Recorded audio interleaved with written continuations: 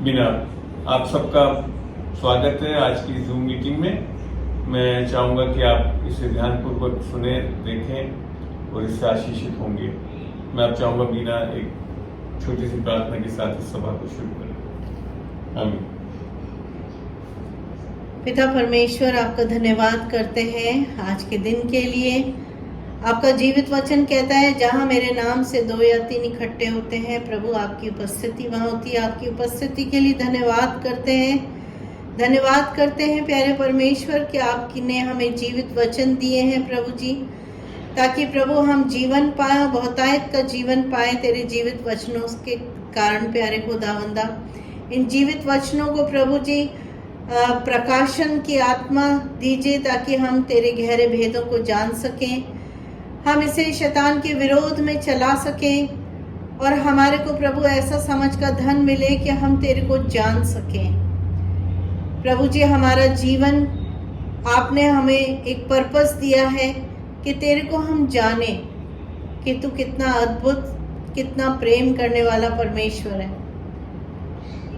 एक एक जन प्रभु जी जो जुड़े हैं मेरे प्रभु, और जो जुड़ेंगे प्रभु जी, उनको हृदय दे, ताकि प्यारे परमेश्वर ये एक अच्छी संगति हो सके, जहाँ पे प्यारे परमेश्वर ये समय हमेशा के लिए आपके भी स्वर्गीय मुकामों में लिखा जाएगा। इसका धन्यवाद करते हैं पिता। और ये जलाली तलवार प्यारे परमेश्वर, उसको चलाना आप सिखाइए आज पवित्र आत्मा की सामर्थ्य से प्रभु। एक एक जन को प्रभु आप सिखाइए।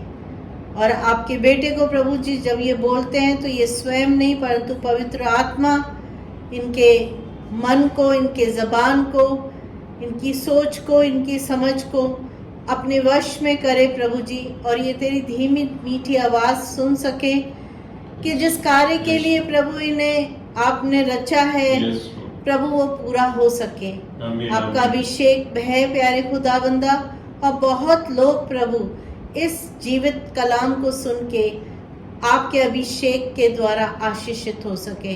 यीशु के नाम से मांगती हूँ मैं, आमीन आमीन आमीन आमीन। बहुत बहुत धन्यवाद।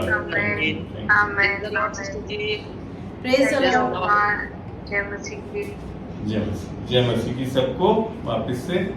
और जैसे जैसे जुड़ेंगे बहुत अच्छा लगेगा मुझे। तब भी मैं जानता हूँ कि अगर एक जन भी बैठेगा तब भी मैं शिक्षा देता हूँ, क्योंकि मेरे को अच्छा लगता है शिक्षा देना। मैं इसके लिए आज इतना ध्यान दिलवा रहा हूँ आप लोगों को कि आज बहुत सी चीजें हैं जो विश्वासी जीवन में लोग फेस करते हैं, लिटरली जूझते रहते हैं। विश्वासी लोग कई बार पाप से जूझते रहते हैं। विश्वासी लोग कई बार प्रार्थनाओं को उत्तर नहीं पाते हैं। विश्वासी लोग कई बार श्राप में चलते हैं। परमेश्वर की आवाज को सुनने में उनको दिक्कत आती है।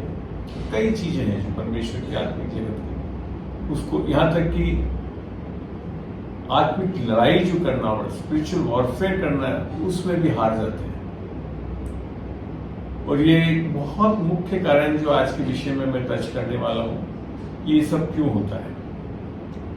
तो आज का जो विषय था, हमने जो लिया था, वो है कि क्या परमेश्वर के वचन से देखें। मैं खोल रहा हूं सबसे पहले रोमन 3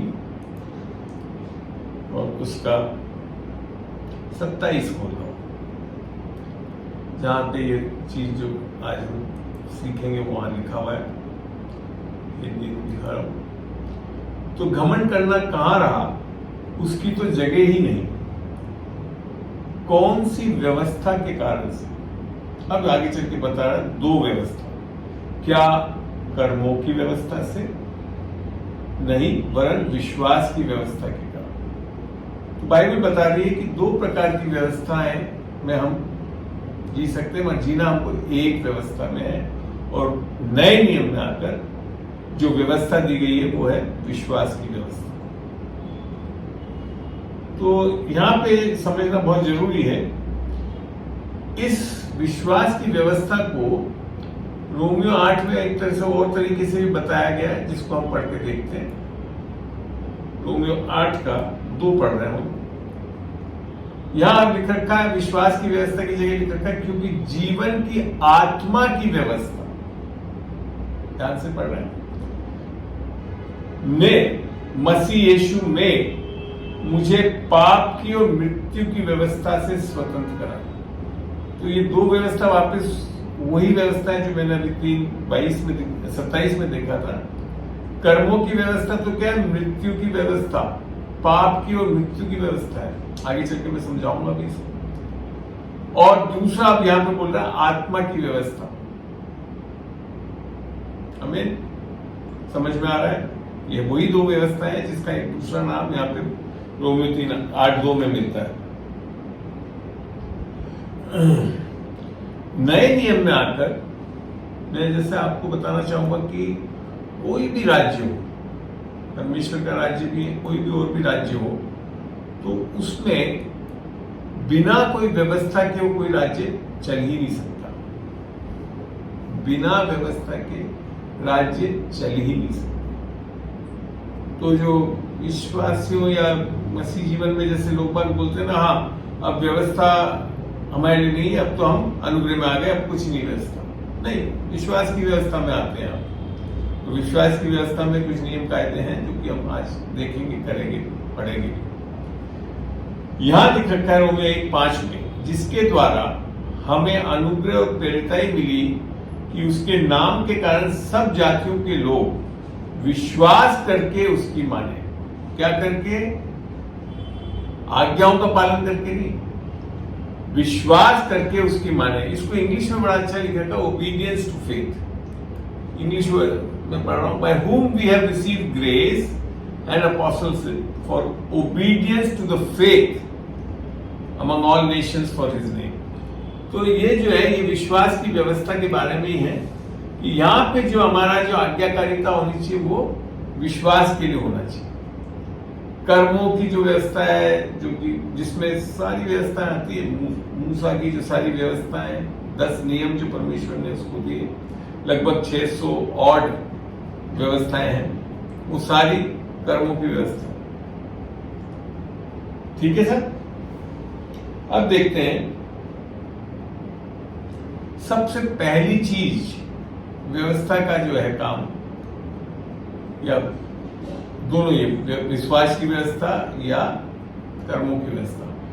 तो हम पढ़ते हैं एक बार रोमियो 3 में चल के, वहां पे बहुत चीजें लिखी है व्यवस्था के बारे में, उसको देखते हैं। सबसे पहले हम खोल रहे हैं 3:20। आप नोट भी कर सकते हैं, बाइबल भी खोल सकते हैं। ये वापस कर्मों की व्यवस्था के बारे में बता रहा है। पौलुस कह रहा है, क्योंकि व्यवस्था के कामों से कोई प्राणी उसके सामने धर्मी नहीं ठहरेगा। और फिर बता रहा है व्यवस्था से क्या चीज का व्यवस्था देख क्यों रहा है? इसलिए कि व्यवस्था के द्वारा पाप की पहचान होती है। व्यवस्था से लोग धर्मी नहीं ठहरते, उसकी पालना करने से धर्मी नहीं ठहरते। वो इसके लिए दी गई है कि पाप का हमारे को वो पहचान होनी चाहिए। तो जो कर्मों की व्यवस्था है वो आपको धर्मी ठहराने के लिए नहीं दी गई है। वो और धर्मी भी आगे चल के समझाऊंगा, इससे भी धार्मिकता तो वो आगे आते जाएगा जब हम पढ़ेंगे। तो यहां पे बड़ा स्पष्ट लिख रखा है कि क्योंकि व्यवस्था के कामों से कोई प्राणी उसके सामने धर्मी नहीं ठहरेगा, इसलिए कि व्यवस्था के द्वारा पाप की पहचान। तो बाइबल में जो व्यवस्था, कर्मों की व्यवस्था दी, उसका कारण है वो है आपको पाप का बोध कराने के लिए। अब आगे लिखता है 3:21 में, अब एक बहुत बड़ी चीज यहां लिख दी, और अब बिना व्यवस्था, मैंने बेसिकली उस व्यवस्था के बारे में जो लोग अमूमन लेते हैं कर्मों की व्यवस्था, ताकि सारे धर्म में भी नियम कायदों पे चलना ये सिखाया जाता है। तो उससे समझा रहा है कि अब बिना व्यवस्था परमेश्वर की धार्मिकता प्रकट हुई है। प्रकट अर्थात रिवील हुई, रेवलेशन है, जिसकी गवाही व्यवस्था और भविष्यवक्ता देते हैं। पुराने नियम की व्यवस्थाएं और भविष्यवक्ताओं भी उसके बारे में बता रहे हैं। इस धार्मिकता के बारे में। जैसे यिर्मयाह 33:9 में लिखा है, लॉर्ड आवर राइचियसनेस, प्रभु हमारी धार्मिकता। ठीक है ना? अगर आप चाहते हैं तो उसको पढ़ के भी देख लेते हैं। यिर्मयाह में चल के देखते हैं इसको, पुराने नियम में चलिएगा। यिर्मयाह 33 खोल रहा हूं, 33 का 9 पढ़ के देखेंगे आप। 33 और उसका 9। हाँ, 33:1।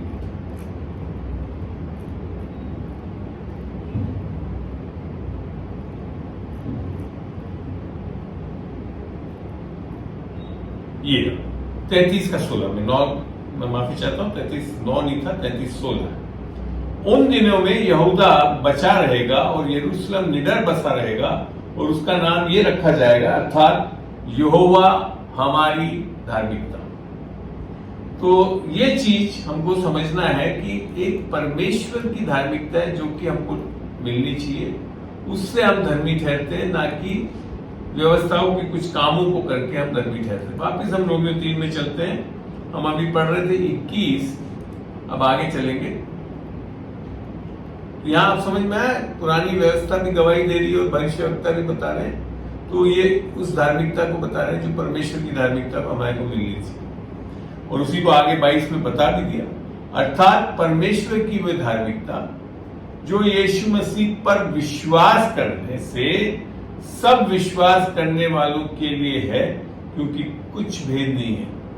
ये केवल और केवल विश्वास से, मैं उसमें एक चीज और जोड़ूंगा, ये अनुग्रह और विश्वास से, क्योंकि नए नियम में आकर सब चीज अनुग्रह और विश्वास से ही मिलता है। 23 में फिर लिख रखा है,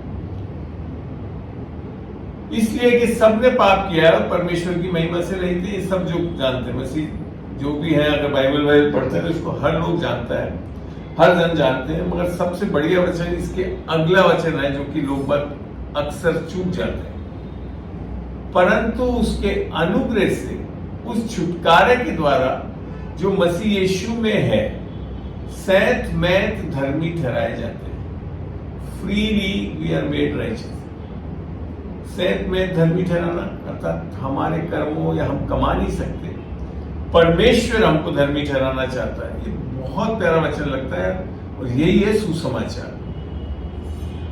आगे हम 25 को पढ़ के देखते हैं। उसे परमेश्वर ने उसके लहू का भी कैसे पूरा करा, धर्मी कैसे ठहराया, कि उसके लहू के कारण एक ऐसा प्रायश्चित ठहराया जो विश्वास करने से कार्य करे।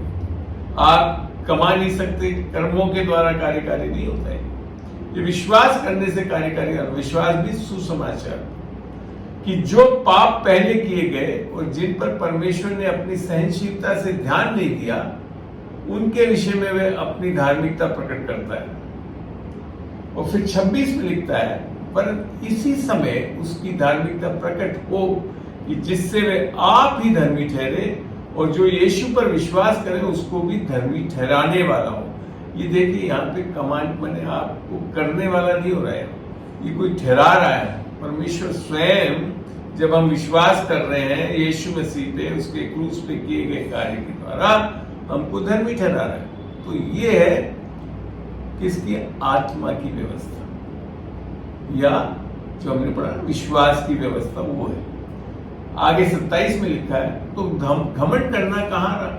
क्योंकि अगर कर्मों के द्वारा हमारे को हो तो फिर तो घमंड करेंगे। और यही चीज 8-9 में यही तो लिखा है, हमारा उद्धार अनुग्रह और विश्वास से हुआ है, जो कि हमारी ओर से नहीं परंतु परमेश्वर का दान है, और कर्मों के कारण नहीं, अन्यथा घमंड करते उस चीज को। यहाँ पे वही चीज को लिखा गया, कौन सी व्यवस्था के कारण?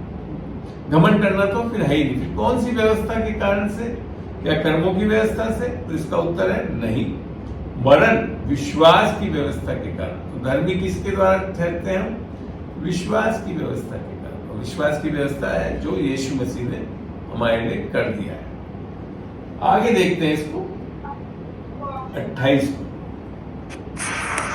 तो इसलिए हम इस परिणाम पर पहुंचते हैं। काइंडली आप जो भी ज्वाइन कर रहे हैं अपना माइक म्यूट कर दें जी।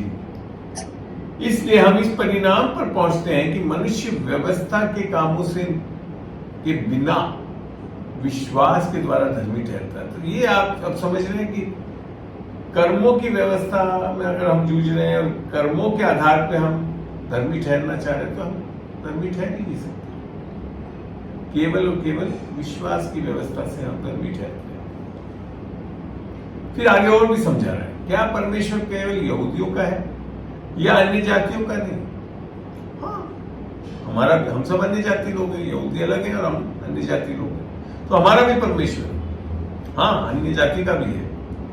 फिर कहता है क्योंकि एक ही परमेश्वर है जो खतना वालों को विश्वास है, अर्थात ये यहूदियों का पहला जो नियम दिया गया था अब्राहम को खतना कराने का, उस चीज को समझा रहा है कि जो खतना वालों का विश्वास से और खतना रहितों का भी विश्वास के द्वारा धर्मी ठहरे। खतना करने से धर्मी नहीं ठहर रहे। अब्राहम ने विश्वास किया तो वो धर्मी ठहरा और उसके बाद खतना अर्थात व्यवस्था, कर्म वाली व्यवस्था है ये, वैसे खतना करा मगर बाद में हुई। फिर 3:31 में बहुत अच्छा कंक्लूड करता है, तो क्या हम व्यवस्था को विश्वास के द्वारा व्यर्थ ठहराते हैं? कदापि नहीं, वरन व्यवस्था को स्थिर करते हैं। उन्हें हम जब विश्वास की व्यवस्था चलेंगे तो जो कर्मों की व्यवस्था उससे भी बढ़कर हम करने वाले होंगे। मैं आपको एक उदाहरण के तौर पर समझाता हूं। 10 नियम व्यभिचार नहीं करने के लिए लिख रखा है, सब जानते हैं। निस्संदेह कोई व्यक्ति व्यभिचार नहीं करे और संयम में रह सकता है, पर वहां ये नहीं लिख रखा है कि अपने पत्नी को प्रेम करो। ऐसी कोई व्यवस्था नहीं है 10 नियम। तो इसके लिए वो हो सकता है पत्नी को प्रेम ही नहीं करे, मगर जब विश्वास की व्यवस्था में आ जाएगा व्यक्ति, वो व्यभिचार तो नहीं करेगा, साथ में पत्नी को प्रेम करेगा। वो भी कैसे? जैसे मसीह ने अपनी कलीसिया को प्रेम किया। ये फायदा है विश्वास की व्यवस्था में चलने से। उदाहरण मैंने बताया, तो ये बता रहा है कि उसको और स्थिर करता है हमें। चलिए, यहां तक समझ में आया आपको दोनों व्यवस्थाएं?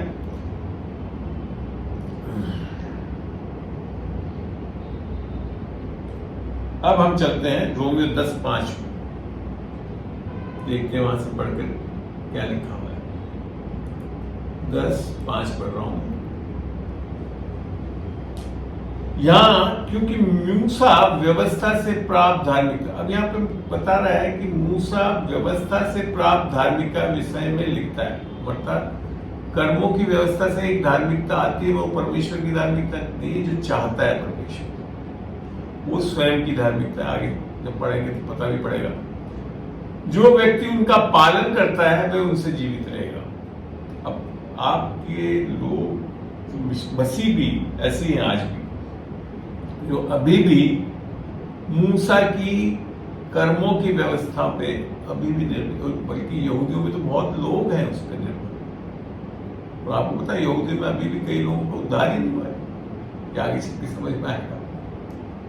तो ये वो चीज बोल रहा है कि वो किस पे चलते हैं, उसकी पालना का, अर्थात वहां कुछ करना पड़ता है। जब हम कुछ करते हैं तो परमेश्वर हमारे लिए कुछ करता है। ये पुरानी व्यवस्था, ये पुराना वाचा जो थी, जो हम पाते हैं पुराने नियम में, वो ये थी। बाकी वो वाचा बाद में दी गई थी।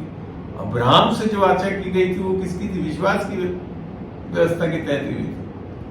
कर्मों की व्यवस्था क्या था? अधिक नहीं थी। ठीक है, अब इसको वचन समझाता है। जब रोमियो 4 को हम देखते हैं, 4:5 से पढ़ के देखेंगे।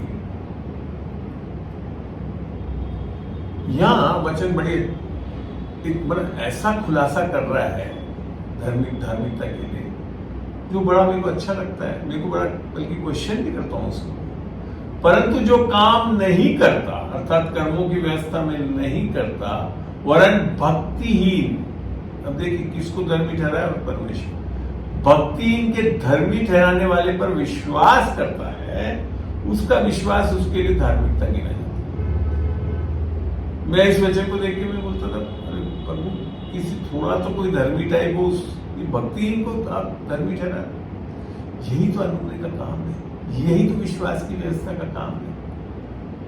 आप और हम क्या थे? भक्तिहीन थे, कमजोर थे, पाप में थे,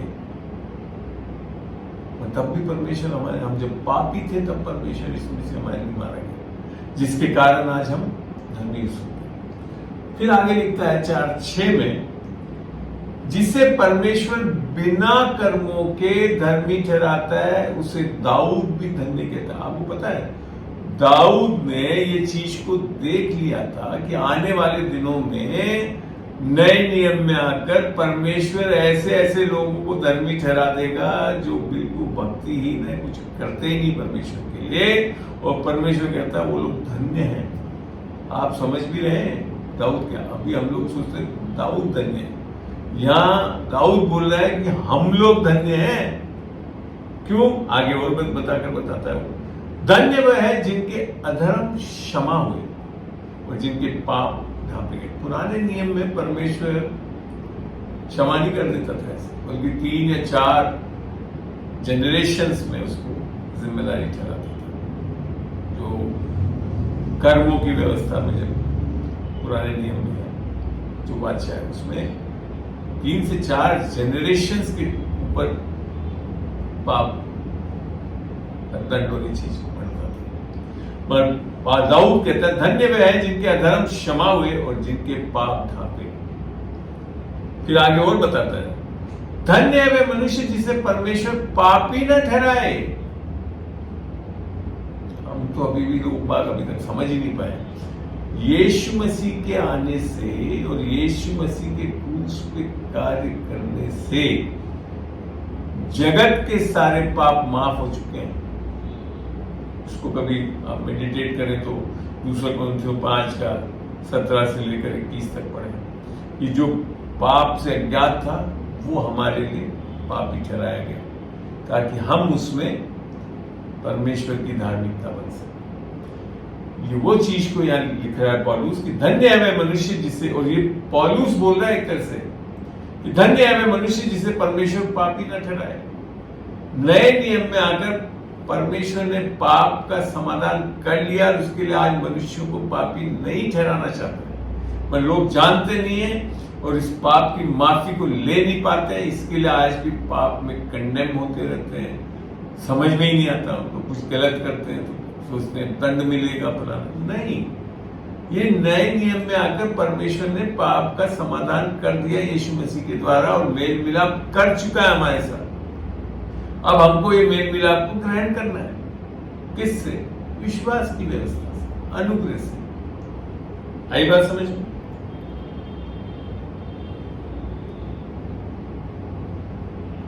उसको फिर फाइनली कंक्लूड करता है 4:9 में।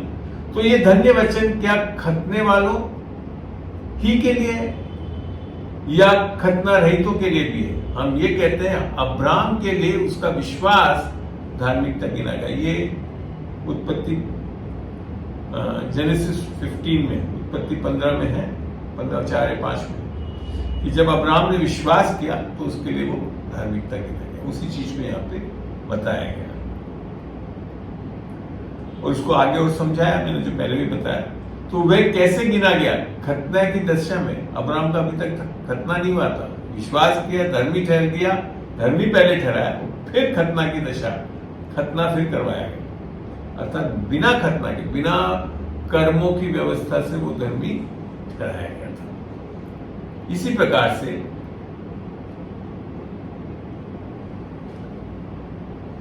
कि बाद में समझा रहा है उसको खतना का चिन्ह जो है 4:11 में। अब एक बार हम सीधा 4:13 में चलते हैं। देखिए अब विश्वास की व्यवस्था और कर्मों की व्यवस्था से डिफरेंस क्या आता है?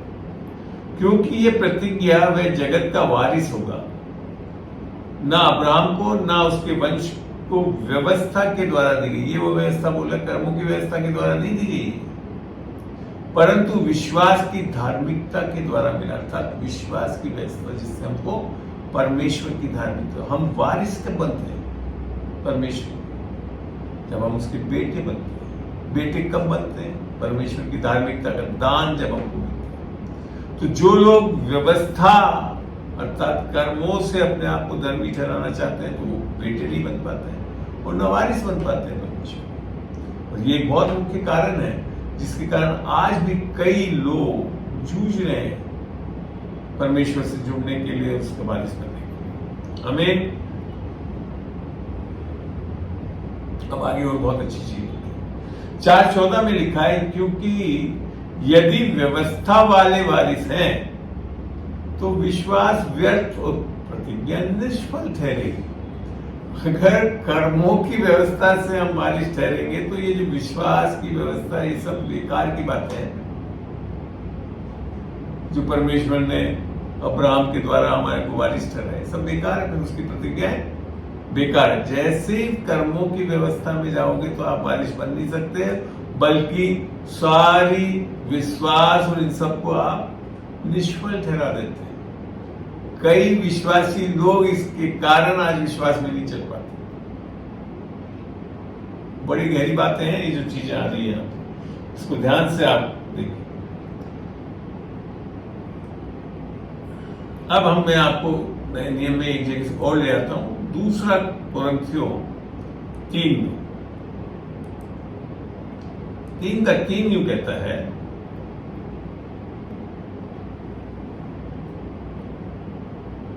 यह प्रकट है कि तुम मसीह की पत्री हो, जिसको हमने सेवकों के समान लिखा है, और जो शाई से नहीं परंतु जीवते परमेश्वर के आत्मा से। हमने अभी पढ़ा था रोमियो 8 में आत्मा की व्यवस्था। तो यहां लिखा है परमेश्वर की आत्मा से, पत्थर की पट्टियों पर नहीं। पत्थर की पट्टियों पे क्या लिखा गया था? 10 नियमों को परमेश्वर ने स्वयं लिख के दिया, और परमेश्वर ने दिया उसमें कोई गलती नहीं है, धर्मी है, पवित्र है, मगर परंतु वो धर्मी नहीं ठहरा सकती आप, क्योंकि हम सब पाप कर रहे हैं। परमेश्वर की आत्मा से पत्थर की पट्टियों पर नहीं परंतु हृदय की मांस रूपी पट्टियों पर लिखा है। परमेश्वर आज हमारे हृदयों में काम करना चाहता है। अब ये जो आपकी कर्मों की व्यवस्था है, इनसे नहीं, वो अपने नियम जो विश्वास की और अनुग्रह की है, वो हमारे पट्टियों जो कि प्रेम से, परमेश्वर के प्रेम है, उससे संबंधित है। आगे देखते हैं 3:4। आप कई लोग परमेश्वर में भरोसा करने में जूझ रहे हैं। क्यों? हम मसीह के द्वारा परमेश्वर पर ऐसा ही भरोसा रखते हैं।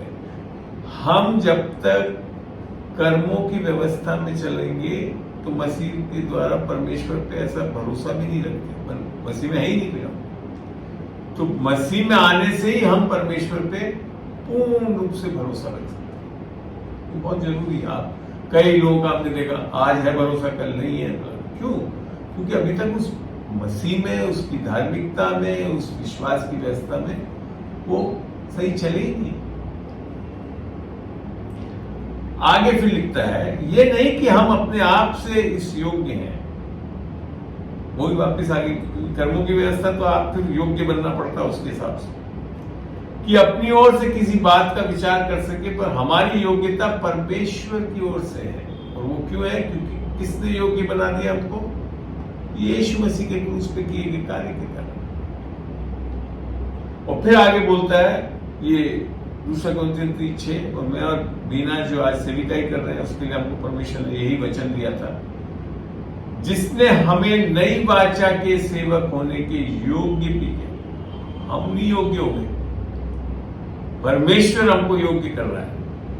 शब्द के सेवक नहीं पर आत्मा के, क्योंकि शब्द मारता है पर आत्मा जिलाती है। ये दोनों व्यवस्था के बारे में बता रहा है। और अब आपको आ रहा है शब्द क्या है, तो वो 3:7 में बड़ा स्पष्ट कर दिया यीशु वचन में पौलुस। और यदि मृत्यु की वे वाचा, जानिए कर्मों की व्यवस्था क्या करती है? मृत्यु लाती है। क्योंकि यदि, और आगे चल के समझ में भी आएगा, क्योंकि यदि मृत्यु की ये वाचा जिसके अक्षर पत्थरों पे खोदे गए थे, किसके अक्षर पत्थरों पे खोदे गए? 10 नियमों परमेश्वर स्वयं ने खोदा था। वो क्या बता रहा है वचन? मृत्यु की वाचा है वो, जीवन की वाचा नहीं है वो। और हम आज भी कई लोग उसको पकड़े और फिर अपने जीवनों में मृत्यु अर्थात परेशानी, ये सारी चीजें देखते रहते हैं। ये एक बहुत बड़ा मुख्य कारण है। विश्वासी लोग भी वापस जाकर जब व्यवस्था में चले जाते हैं तो ये प्रॉब्लम्स फेस करते हैं, विश्वासी लोग भी। यहां तक तेजमय, मगर यहाँ पे एक चीज और भी बता रहा है कि वो मृत्यु की वाचा तेजमय थी, माने उसमें एक प्रकाशन था, सब कुछ था, कि मूसा के मुंह पर के तेज के कारण जो घटता भी जाता था, बढ़ता नहीं था वो तेज। वो क्या कर देता था, मूसा जब निकलता था व्यवस्था अंदर से तो वो उसके ग्लो करता था फेस, और उसको पर्दा लगाना पड़ता था, वेल डालना पड़ता था, मगर धीरे धीरे वो घट जाता था, हमेशा रहता नहीं था। इसलिए यहाँ पूरा पढ़ता हूं, तेज के कारण जो घटता भी जाता था, इसराइली उसके मुंह पर दृष्टि नहीं कर सकते। मन तेजस्वी तो था वो भी, ऐसा नहीं है कि पुरानी जो कर्मों की व्यवस्था में भी एक तेज था, 10 नियमों में जो संदूक में रखा भी गया था। अब कह रहा 3:8, तो आत्मा की वाचा और भी तेजे में क्यों न होगी। तो आज हम नए नियम में आकर किस वाचा में चल रहे हैं, किस व्यवस्था में चल रहे हैं, विश्वास की व्यवस्था, जो आत्मा की व्यवस्था। तब हम कैसे होंगे, तेज में ही होंगे। फिर वापस कंपेयर कर रहा है 3:9 में, क्योंकि जब दोष ही थे, पुरानी आप जानते हैं जब आप 10 नियमों और पुरानी व्यवस्थाओं में क्या था, दोष ही ठहराने वाली व्यवस्था, और वो भी तेज में ही थी, परंतु धर्मी ठहराने वाली वाचा और भी तेजस्वी क्यों नहीं होगी। तो ये फर्क है इन दोनों वाचाओं में। कर्मों की व्यवस्था क्या करती है, दोषी ठहराती है, और विश्वास की व्यवस्था हमको धर्मी ठहराने वाली है, और ये और भी तेजों में है। और उसको 3:10 में बड़ा स्पष्ट लेकर, और जो तेजों में था अर्थात पुरानी व्यवस्था, कर्मों की व्यवस्था, वे भी उस तेज के कारण जो उससे बढ़कर तेजों में था, कुछ तेजों में न ठहरा। जैसे ही नए नियम में अनुग्रह अर्थात आत्मा की व्यवस्था, विश्वास की व्यवस्था आ गई यीशु मसीह के कारण, तो वो चीज फिर इतनी तेजों में नहीं ठहरी। अब ये कहां थी, और ये 3:11 में जा रहा हूं, उसके आगे चलता हूं मैं।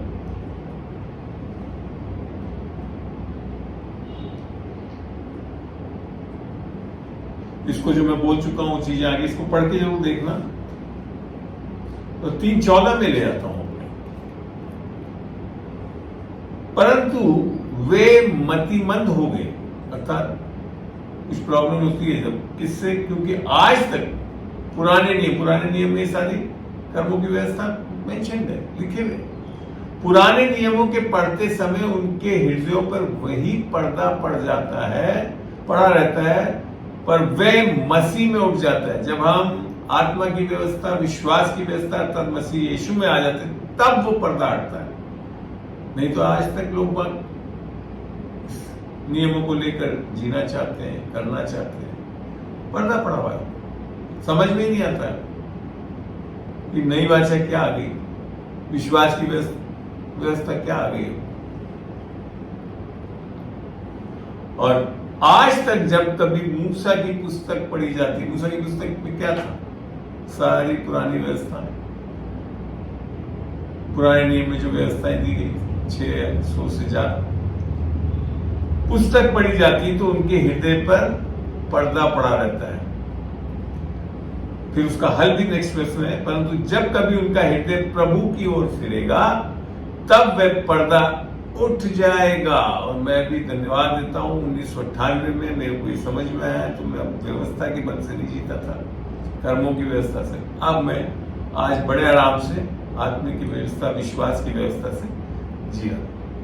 और 3:17 में फिर बोल दिया, प्रभु तो आत्मा है, और जहां कहीं प्रभु का आत्मा है वहां स्वतंत्रता। ये कब निकलेगा, जब आप उद्धार पाओगे, प्रभु की आत्मा आपके अंदर आकर वास करेगी, जो कि आपका उद्धार है या अनंत जीवन है, नया जन्म है, तब आप ये व्यवस्था में चलना छोड़ पाएंगे, उससे स्वतंत्र हो पाएंगे। आमीन। तो आप समझ रहे हैं आज कितना महत्वपूर्ण सब्जेक्ट हम ले रहे हैं। क्यों आज तक लोग बाग, जो आगे चल के मैं बताऊंगा कि विश्वासी होने के बाद भी इन चीजों में फंस सकते हैं, आगे आएगा। ठीक है, बैठिए, तसल्ली से बैठिए, आज बहुत चीजें आप सीखेंगे और इन चीजों से आप जो कई लोग जूझ रहे हैं निकल सकते हैं। 3:18 बताता है, परंतु जब हम सबके उघाड़े चेहरे से प्रभु का प्रताप इस प्रकार प्रकट होता है, जिस प्रकार दर्पण में जो प्रभु के द्वारा जो आत्मा है, हम उसी तेजस्वी रूप में अंश अंश करके बदल जाते हैं। आत्मा में आप उसी वक्त बदल गए हैं जिस दिन आपने उद्धार पा लिया। कंप्लीट 100% प्योर गोल्ड की तरह हो गया आपका आत्मा, उसमें कोई नहीं कमी रहती। मगर कहाँ बदलना है? प्राण और शरीर में। आज सुबह बीना ने इस चीज पे काफी चीजें सिखाई थी। तो कहाँ बदलाव आना है हमारे को? अंश अंश करके हमारे प्राण और शरीर में। और वो कब आता है? जब हमारा ये मन अर्थात बुद्धि जो है वो परमेश्वर के इन वचनों से, किसके? विश्वास की व्यवस्था के जो फायदे मिल रहे हैं उससे हम नया कर लेते हैं। हमें आई बात समझ में यहां तक? चलिए अब हम चल रहे हैं गलतियों में। आपकी कोई भी क्वेश्चन हो आप नोट कर लीजिएगा और बाद में पूछ लेना जब मैं इसको समाप्त करूं, और या फिर आप जब इसमें हम बढ़ रहे हैं तो उसके द्वारा नहीं आपकी शायद प्रश्नों का उत्तर भी मिल जाएगा। 3:8 में लिखा है, और पवित्र शास्त्र ने पहले, ये अब आपको एक परिस्थिति बता रहा हूं, हम लोग को कई बार समझ में नहीं आता कि पुराने नियम में सुसमाचार है भी कि नहीं। नए नियम में तो बहुत स्पष्ट बताया गया है, हर पत्री में आपके मती मरकुस लूका सब में, यूहन्ना सब में मिल जाता है सुसमाचार। यहां से पता पड़ता है कि पुराने नियम में भी सुसमाचार सुनाया गया था। और पवित्र शास्त्र ने पहले ही से ये जानकर कि परमेश्वर अन्य जातियों को विश्वास से धर्मी ठहराएगा, पहले ही से अब्राहम को ये सुसमाचार सुना दिया कि तुझ में सब जातियां आशीष पाएंगी। हमें ये भी एक बहुत बड़ा सुसमाचार है कि अब्राहम जैसे धर्मी ठहरा और धार्मिकता के कारण उसके द्वारा सब जातियां आशीष पाएंगी। हमें 3:9 में लिखा है, तो जो विश्वास करने वाले हैं, कौन? विश्वास की व्यवस्था को समझ गए, अनुग्रह और विश्वास को समझ गए। तो जो विश्वास करने वाले हैं वे विश्वासी, हर कोई विश्वासी नहीं, वे विश्वासी अब्राहम के साथ आशीष पाते हैं। आशीष कहां से आती है? विश्वास करने। 3:1 में यही तो लिखा है, यीशु मसीह में हमने सारी स्वर्गीय आशीषों को उसमें पा लिया है, दे दिया है हमें। तो आशीष का कारण क्या है? आगे चल के मैं बताऊं, कर्मों की व्यवस्था नहीं है। किसके कारण है वो? विश्वास की व्यवस्था, जिससे परमेश्वर की धार्मिकता मिलती है। परमेश्वर की धार्मिकता के साथ हमारे को ज्ञान, छुटकारा, ये सारी चीजें मिलती है, पवित्रता सब मिलता है। अब देखते हैं 3:10। अब आ रहा है क्या? कर्मों की व्यवस्था। अतः जितने लोग व्यवस्था के कामों पर भरोसा रखते हैं, कर्मों की व्यवस्था, वे सब आशीषित है। ऐसा नहीं लिखा, वे सब, एक भी नहीं, सब श्राप के अधीन है। आप तब समझ रहे हैं कई लोगों में अभी तक श्राप क्यों बना हुआ है? क्योंकि कहीं ना कहीं वो जाकर कर्मों की व्यवस्था में जाकर जुड़ गए, उसके अधीनता में आ गए, उसके कारण श्राप आ जाता है। पता ही नहीं पड़ता, कहते अरे हम तो परमेश्वर के 10 नियमों का पालन करने की कोशिश कर रहे हैं, पालन कर रहे हैं, क्यों श्राप? यह है मुख्य कारण। क्योंकि लिखा है जो कोई व्यवस्था, क्यों आता है वो श्राप वो भी बता दिया। जो कोई व्यवस्था की पुस्तक में लिखी हुई सब बातों के करने में स्थिर नहीं रहता वो श्रापित है। क्योंकि व्यवस्था बहुत कठिन है। ऐसी नहीं है कि 10, उदाहरण के तौर पे 10 नियम दिए, उसमें 9 कर लिए तो 90% नहीं आएंगे। अगर आपने एक भी व्यवस्था तोड़ दी तो सारी व्यवस्था तोड़ दी। इस चीज को याकूब 2:10 में शायद लिखा हुआ है, 2:9-10 में। एक बार उसको पढ़ के ही देख लेते हैं, अच्छा लगेगा, बहुत अच्छा है। याकूब, जेम्स चैप्टर 2 और 9-10 में होगा, 10 में 2:10 में लिखा है, क्योंकि जो कोई सारी व्यवस्था का पालन करता है परंतु एक ही बात में चूक जाए तो वे सब बातों में दोषी ठहरा। उदाहरण के तौर पे 10 नियम हैं, आपने 9 नियम तो पालन कर लिए, मत झूठ बोल दिया अर्थात एक तोड़ दिया, तो आप फिर क्या व्यभिचारी भी हो, आप कवेटसनेस भी है आपके अंदर, सारे 10 नियमों को तोड़ दिया। मैं आपको बताऊं, परमेश्वर की व्यवस्था इतनी जटिल, कठिन और स्थित है कि उसको तोड़ मरोड़ नहीं सकते आप अपने हिसाब से, पर हम लोग ने कर लिया ऐसे, तो ये चीज बहुत बड़ी गलती है। चलिए वापस गलती 3:10 में चलते हैं और वहां से फिर हम आगे बढ़ेंगे। आज आप बहुत प्रकाशन पाएंगे इन वचनों से, और इसको आपने नोट कर लिया और इन पर अध्ययन करोगे तो अगर सारी व्यवस्था को पालन नहीं करते तो फिर क्या आ जाता है, श्रापित हो जाता है। और 3:11 में फिर उसको समझाया, पर यह बात प्रकट है कि व्यवस्था के द्वारा परमेश्वर के यहाँ कोई धर्मी नहीं ठहरता, क्योंकि धर्मी जन विश्वास से जीवित रहेंगे। किसके विश्वास से? अर्थात व्यवस्था, विश्वास की व्यवस्था से। आमीन। अब आगे लिखता है, अब एक और बहुत बड़ी चीज लिखी है, इसको समझिए। पर व्यवस्था का विश्वास से कुछ संबंध नहीं, बड़ा स्पष्ट कर दिया। परमेश्वर का विश्वास जो बाइबल का है, उसका ये कर्मों की व्यवस्था से कोई संबंध ही नहीं है। मैं आपको चेताना चाहता हूं कि हम लोग 10 नियमों को रटाते रहते हैं बच्चों को, सब फिर देखते हैं 30 साल की उम्र में वो बच्चा कुछ भी नहीं चल रहा परमेश्वर की व्यवस्था को। क्यों? क्योंकि उसमें विश्वास तो आए, परमेश्वर का विश्वास उसके अंदर आ ही नहीं सकता जो खाली 10 नियमों को रटे बैठा, क्योंकि उसका संबंध ही नहीं है विश्वास। पर जो उनको मानेगा वह उनके कारण जीवित रहेगा, और वहां पे फिर अगर चले गए तो फिर क्या है, 100% पालना करनी पड़ेगी, जब जाकर कोई फायदा मिल सकता है, अन्यथा नहीं मिलता। आ रही बात समझ में? ये मत सोच लेना कि सब वचन से विश्वास आ जाता है, जैसे लोग मान लेते हैं। रोमियो 4:10-17 में लिखा, वहां लिखा वचन सुनने से और मसीह के वचन से। मसीह का वचन क्या है? विश्वास का वचन, विश्व आत्मा का वचन, उससे विश्वास आता है। परमेश्वर की सारी वचन से नहीं आता। 10 नियमों को पढ़ लेने से परमेश्वर का विश्वास नहीं आएगा। अब आगे लिखा है 13 में। तो यहां तक आपको समझ में आया क्यों श्राप में अभी भी लोग पर, विश्वास से कोई संबंध ही नहीं है उसका, विश्वास में चल ही नहीं पा रहे वो लोग, व्यवस्थाओं में अटके हुए हैं, और व्यवस्था के कारण विश्वास मिलता नहीं। 13 में लिखा है, मसीह ने जो हमारे लिए श्रापित बना, हमें मोल लेकर व्यवस्था के श्राप से छुड़ाया। व्यवस्था से क्या आता है? श्राप आता है। मतलब जब हम विश्वास की व्यवस्था में आते तो श्राप से छूट जाते, क्योंकि लिखा है जो कोई काट पर लटकाया जाता है वह श्रापित है। मैं आपको एक चीज बता दूं, बहुत अच्छा लगता है इस वचन से मेरे को। यीशु मसीह के लहू बहाने से पापों की माफी मिल सकती है, मगर श्राप से बचने के लिए उसका काट पे टांगा जाना, क्रूस पे टांगा जाना बहुत जरूरी है। तो यीशु मसीह ने हमारे को खाली पाप ही नहीं, श्रापों से भी निकाला है, और इसके लिए क्रूस पे टांगा गया।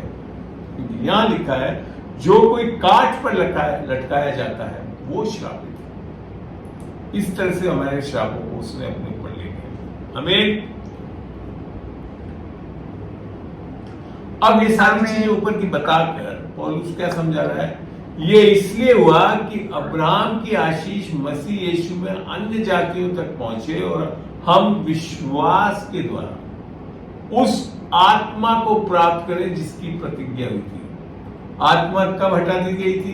कई बार मैं समझा चुका हूं। रोमियो 5:19 में एक मनुष्य की अनाज्ञाकारिता के कारण हम सब पापी ठहरे, अर्थात हमारे अंदर से आत्मा हटा दी गई। फिर अगला वचन उसी में आगे लिखा है, वैसे ही एक मनुष्य की आज्ञाकारिता के कारण हम धर्मी ठहरते हैं। तो ये कौन सी प्रतिज्ञा? वो उद्धार, नया जन्म, अनंत जीवन, वो किसके द्वारा मिल रहा है? यीशु मसीह के द्वारा आशीष के रूप में विश्वास की व्यवस्था से मिलता है, कर्मों की व्यवस्था से नहीं मिल सकता। हमें आया समझ में? कोई रिएक्शन लोगों का? हाँ जी, बहुत अच्छा लग रहा है। चलिए तो बहुत आगे अच्छा लग बढ़ते रहा है हैं। सर जी। हाँ जी, जी अब समझ में आ रहा है, सब कुछ अच्छा बता रहे हैं आप, बहुत अच्छा। थैंक यू चलिए। जीसस। अब 3:16 पे ले जाता हूं। गलती 3:16। अतः प्रतिज्ञाएं अब्राहम को और उसके वंश को दी नहीं गई थी। जो भी प्रतिज्ञा करी थी परमेश्वर, इवन यहां तक कि अब्राहम के साथ, वे ये नहीं कहता कि वंशों को, जैसे बहुतों के विषय में कहा और जैसा एक के विषय में कि तेरे वंश को, और वो मसीह है। ये सारी प्रतिज्ञाएं आशीष यहाँ हाँ और आमीन क्यों है? क्योंकि हम जब विश्वास की व्यवस्था से यीशु मसीह को पा लेते हैं, तब हमारे लिए ये प्रतिज्ञा है, अन्यथा नहीं। कई लोग प्रतिज्ञाओं को क्लेम कर रहे हैं, मगर अभी तक यीशु मसीह में आए ही नहीं, विश्वास की व्यवस्था समझी ही नहीं, और फिर नहीं मिलता। फिर क्यों नहीं हो रहा हमारे साथ ऐसा? क्योंकि वो है ही तब जब आप मसीह में हैं। बाइबल लिखी गई, सही में बताऊं, विश्वासियों के लिए, कुछ समझाने के लिए कि कैसे हम मसीह में सारी प्रतिज्ञाओं को पा सकते हैं। क्या अविश्वासियों के लिए नहीं है ये। अविश्वासी के लिए तो इतना ही है कि यीशु मसीह के द्वारा हम उद्धार पा सकते हैं। बाकी सब शुरू कब होता है? जब इस यीशु मसीह को हम प्राप्त कर लेते हैं, हमारी आत्मा में आ जाता है, तब। तो अब समझ में आ रहा है कि कई लोग क्यों प्रतिज्ञाओं और इसको नहीं ले पा रहे हैं, क्योंकि वो अभी तक कर्मों की व्यवस्था से जी रहे हैं। विश्वास की व्यवस्था अर्थात अनुग्रह और विश्वास से नहीं पा रहे हैं।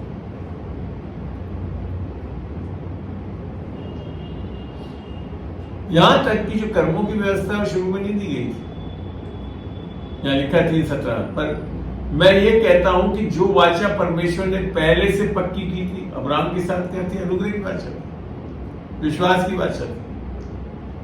उसको व्यवस्था 430 वर्ष के बाद आकर नहीं टाल सकती कि प्रतिज्ञा व्यर्थ ठहरे। आमीन। कितना बड़ा आशीष का वचन है। और हम तब भी आज भी व्यवस्था की, कर्मों की व्यवस्था में जाकर उसको नकार रहे हैं। इसके लिए हो रहा है। चलिए 3:18 का पढ़ के देखते हैं। हमने अभी पहले भी पढ़ा था विरासत में कैसे मिल रहा है। क्योंकि यदि विरासत व्यवस्था से मिली है, हेरिटेज, तो फिर प्रतिज्ञा से नहीं। परंतु परमेश्वर ने अब्राहम को प्रतिज्ञा के द्वारा दे दी, कर्मों के द्वारा नहीं। उसके कोई कर्मों के ऊपर नहीं। अब्राहम तो इवन बाद में भी गलत चीजें करता रहा, मगर तब भी क्या रहा? प्रतिज्ञा उसकी नहीं तोड़ी परमेश्वर, आज तक नहीं तोड़ी। 3:19 में लिख रखा है। अब देखते हैं तब फिर व्यवस्था क्या रही या क्यों दी गई? एक तरह से वह तो अपराधों के कारण बाद में दी गई, धर्मी ठहराने के लिए नहीं। अपराध में लगे हुए थे लोग, पाप में धसे हुए थे, इसके लिए दी गई कि उस वंश के आने तक रहे जिसकी प्रतिज्ञा दी गई थी, और व्यवस्था स्वर्गदूतों के द्वारा एक मध्यस्थ के। तो यीशु को लाने के लिए व्यवस्था दी गई। आपको पता है ये क्या है? यहाँ मतलब क्या है? पुराने नियम में आप जब देखोगे इतनी अनज्ञाकारिता हो गई थी, यहां तक कि व्यभिचार, ऐसी सारे पापों में धस गए थे कि बड़ा मुश्किल हो जाता है कि एक कुंवारी मिल जाती। तो फिर इस व्यवस्था को, पुरानी व्यवस्था क्या था?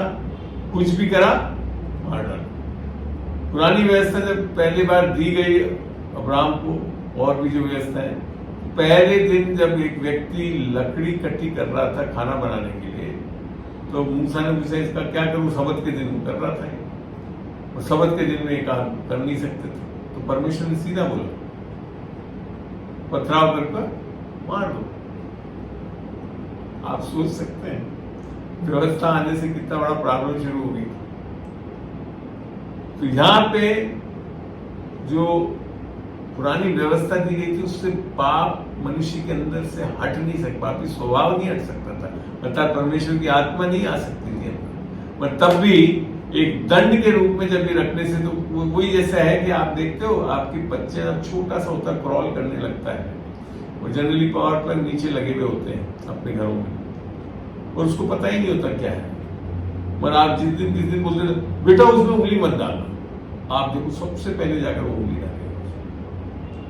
आप उसको आप वहां समझा सकते हो कि बेटा उसमें 240 वोल्ट का करंट आता है और एसी करंट है और उसमें झटका, ऐसे समझाने से कुछ नहीं होगा। सीधा क्या करता है, डाला मार पड़ेगी, तब वो हटता है। ऐसे ये जो व्यवस्था पुरानी जो आई थी, पाप में ऐसा पाप इतना बढ़ गया था संसार में कि एक कुंवारी को लाने के कारण परमेश्वर को ऐसी व्यवस्था देनी पड़ी जिसमें सब चीज क्या है, मृत्यु। इसीलिए पढ़ा हमने क्या थी, पाप और मृत्यु की व्यवस्था थी।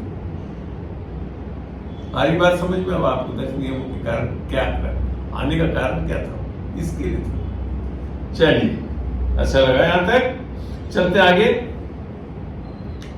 21 में चलता हूं सीधा। तो क्या व्यवस्था परमेश्वर की प्रतिज्ञाओं के विरोध में है?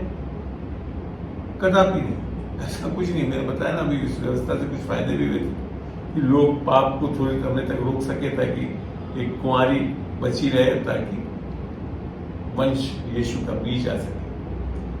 आगे चल के एक चीज और भी बताऊंगा, क्योंकि यदि ऐसी व्यवस्था दी जाती जो जीवन दे सकती तो सचमुच धार्मिकता व्यवस्था।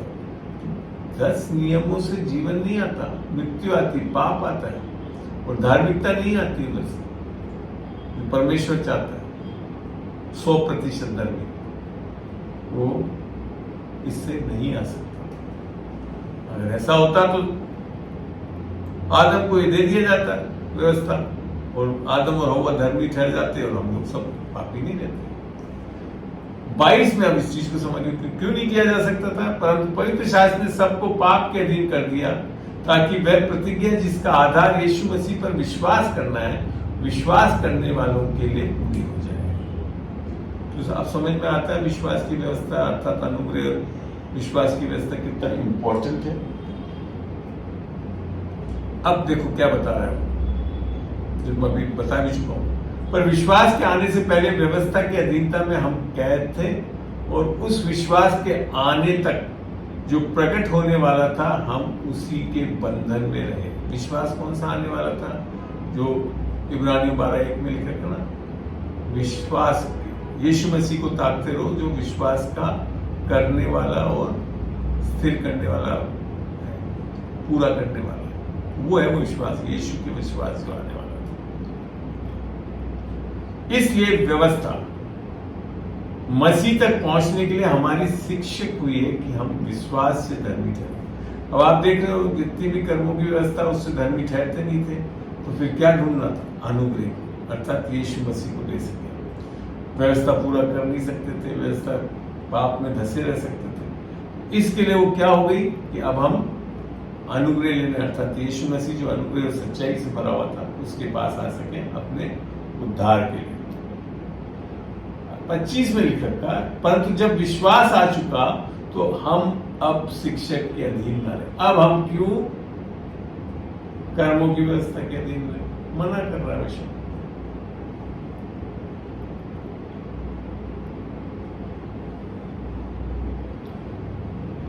अब फायदा क्या था इस विश्वास की व्यवस्था से? अब उठता, अभी तक आप कभी स्टडी करके देखना बाइबल में, यीशु मसीह के टाइम में भी, लूका, योहन्ना और यहाँ तक एक्ट्स में डिसाइपल्स, चेले बनाने की बात है, और ये बहुत यहूदियों में बहुत प्रचलित था और वहाँ पे यही होता था।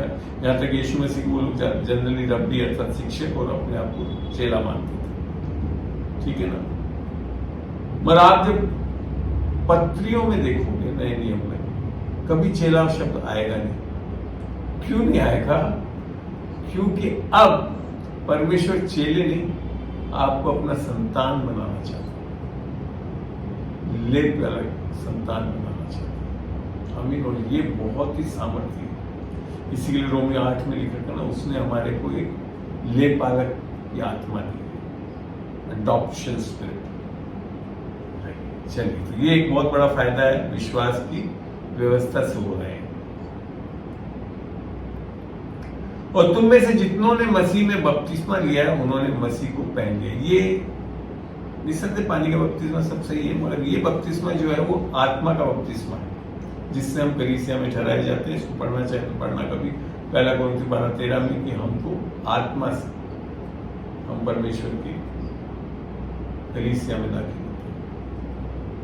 और इफ्सियों 1:12-13 में लिखा, जब हम सुसमाचार को सुनते हैं तो पवित्र आत्मा का छाप लगती है, वो है ये बपतिस्मा, अर्थात यीशु मसीह को पहनना।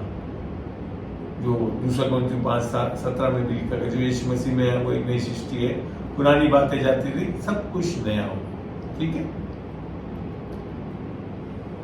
उसके बाद 3:28 में लिख रखा है, अब ना कोई यहूदी रहा और ना यूनानी, ना कोई दास ना स्वतंत्र, ना कोई नर ना नारी, क्योंकि तुम सब मसीह यीशु में एक हो।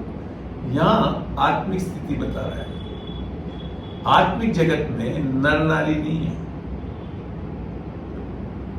प्राण और शरीर में नर नारी है। आत्मा में हम सब एक आत्मा, अर्थात परमेश्वर भी या तो परमेश्वर पिता, पुत्र, पवित्र आत्मा बताया गया। तो मेरा ये बहुत सही मानना है कि आत्मिक जगत में जब आप स्त्रीलिंग ले आते हैं तो आप कुछ ना कुछ गलत चीजों में जाकर फंस जाएंगे। वहां मेल और फीमेल नहीं है, प्राण और शरीर में जेंडर इश्यूज है, नर नारी है। आमीन। इस कुछ बीच में आपको ऐसा प्रकाशन दे रहा हूं जो आपको समझ में रहना चाहिए। और अंत लोग कर रहा है, और यदि तुम मसीह के हो तो अब्राहम के वंश प्रतिज्ञा के अनुसार वारिस हो, आशीषित हो गया। ठीक है, अच्छा लगा यहाँ पे 29 तक। अब पढ़ते हैं एक, ये जब तक आत्मा नहीं पाएंगे तो हम फिर क्या है, कर्मों की व्यवस्थाओं में अटके रहेंगे और जूझते रहते हैं। देखिए यीशु मसीह का आना क्यों हुआ था, आत्मा की। गलतियों 4:4 से पढ़ रहा हूं, परंतु जब समय पूरा हुआ तो परमेश्वर ने अपने पुत्र को भेजा जो स्त्री से जन्मा और व्यवस्था के अधीन उत्पन्न हुआ, पुरानी वाचा को उत्पन्न हुआ। परमेश्वर यीशु मसीह ने सारी वाचाओं को पूरा करा, आज्ञाओं को पूरा करा, ताकि क्यों करा, ताकि व्यवस्था के अधीनों को मोल लेकर छुड़ा ले और हमको ले पालक होने का पद मिले। ले, मैंने बताया था ना, चेले बनाने के लिए नहीं कर रहा, वो पुत्र पुत्रियां बनाना चाहता है। और फिर लिख रखा है, और तुम जो पुत्र हो इसलिए परमेश्वर ने, मैं एक बार सोचता नहीं पुत्री क्यों नहीं लिखा, क्योंकि आत्मा में आप पुत्री बनते हो। आई बात समझ में। और तुम जो पुत्र हो इसलिए परमेश्वर ने अपने पुत्र की आत्मा को, जो हे अब्बा हे पिता कहकर पुकारता है, हमारे हृदय में भेजा है। कहां भेजा है? आत्मा में भेजा है। आमीन। और अब कहता है इसलिए तू अब दास नहीं परंतु पुत्र है, और जब पुत्र हुआ तो परमेश्वर के द्वारा वारिस भी होता। अब हम किस में आ गए? परमेश्वर के। किसके द्वारा आए? कर्मों की व्यवस्था के द्वारा नहीं, विश्वास की व्यवस्था, अनुग्रह और विश्वास से, और इसके कारण अब हम वारिस बनते हैं। आमीन। चलिए आगे 21 में चल के, इसी में बहुत अच्छी चीज लिखी है जिसको पढ़ना बहुत जरूरी है और आपको पढ़ना पड़ेगा। मैंने आज बोला भी था आपको, कुछ ज्यादा समय लगेगा क्योंकि वचन बहुत जरूरी है, ये विषय बहुत जरूरी है। यहाँ लिखता है, तुम जो व्यवस्था के अधीन होना चाहते हो, अर्थात कर्मों की व्यवस्था के अधीन होना चाहते हो, मुझसे कहो क्या तुम व्यवस्था की नहीं सुनते? क्या बोल रहे हैं आगे? ये लिखा है कि अब्राहम के 2 पुत्र हुए। अब देखो, एक वो पुराने नियम की चीज को लेकर अब्राहम और उसकी 2 बीवियों के बारे में बता रहा है, उसको व्यवस्थाओं से कंपेयर कर रहा है, आत्मा की व्यवस्था और कर्मों की व्यवस्था से। ये लिखा है कि अब्राहम के 2 पुत्र हुए, एक दासी से और एक स्वतंत्र स्त्री से। अर्थात क्या थी वो दासी, नाम क्या था बिना? हगार, और दूसरी आपकी सारा।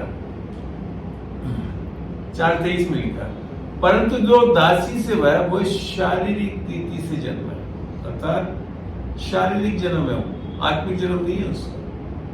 और जो स्वतंत्र स्त्री से वह प्रतिज्ञा के अनुसार जन्म है, अर्थात आत्मिक बनता है।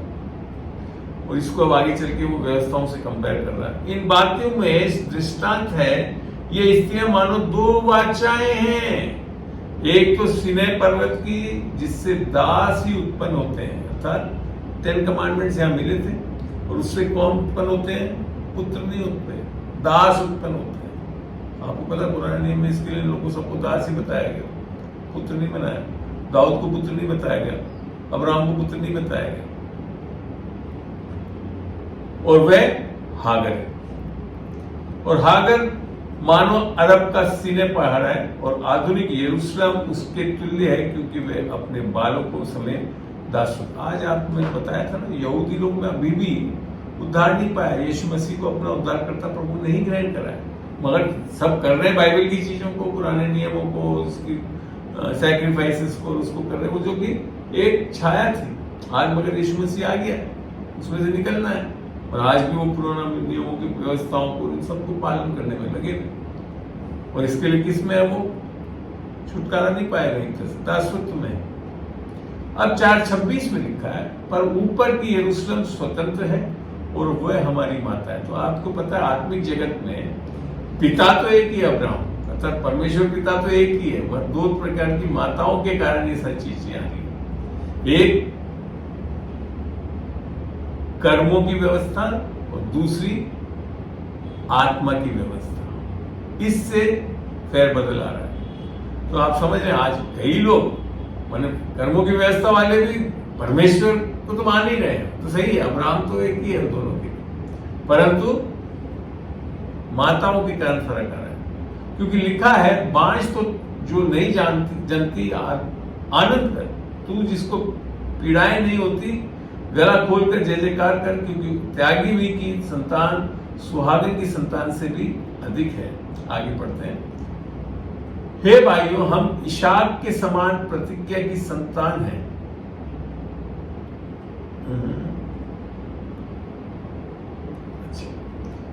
फिर लिखा है, और जैसा उस समय शरीर के अनुसार जन्मा हुआ आत्मा के अनुसार जन्मे को सताता था, वैसा ही अब भी होता है। आप जानते हो कलीसियाओं में जब भी व्यवस्था के अधीन चलने वाले ज्यादा हैं, तो वो क्या आत्मा से चलने वाले, विश्वास में चलने वाले को सताते हैं।